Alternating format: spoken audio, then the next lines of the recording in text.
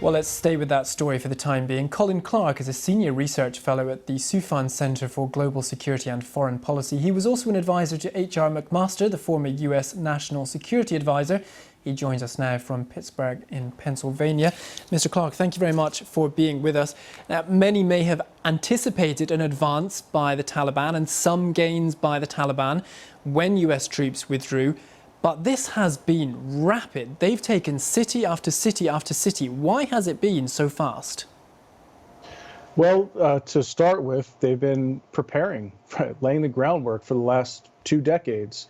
Moreover, beginning with the Trump administration, if you recall, we telegraphed that the United States would withdraw its troops. When President Biden confirmed that in April, it essentially told the Taliban that this was a calendar-based withdrawal, not a conditions-based withdrawal, and so they prepared quite quickly, and they're now executing their strategy.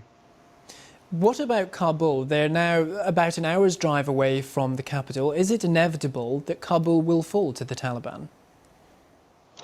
You know, it's seeming like it more and more each day. If you would have asked me even a month ago, I would have said, no, not necessarily inevitable.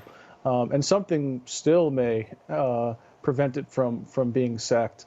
However, you know, the Taliban understand and recognize the strategic importance of taking Kabul, and they may very well try to do so and use it in their propaganda to mark the 20-year anniversary of the September 11th attacks. That's my great concern.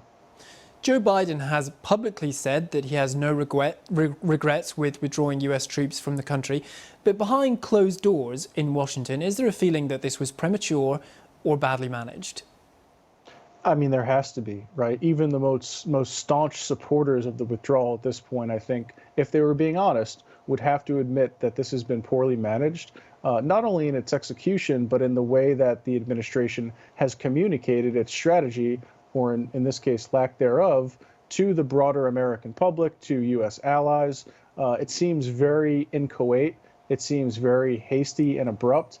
And you know, the result is what we're seeing today on the ground in Afghanistan. It's pure chaos.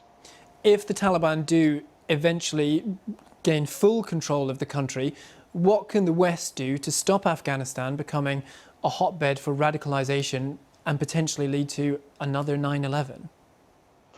The West can do very little. We'll essentially be fighting the same fight that we've been fighting, except with no ground forces, with very few eyes and ears in the country. It'll be like fighting with one hand tied behind our back.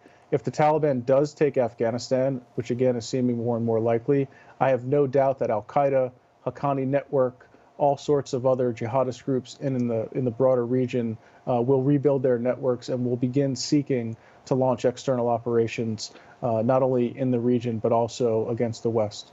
OK, Colin Clarke from the Soufan Center for Global Security and Foreign Policy. We'll leave it there. Thank you very much for being with us. Thank you.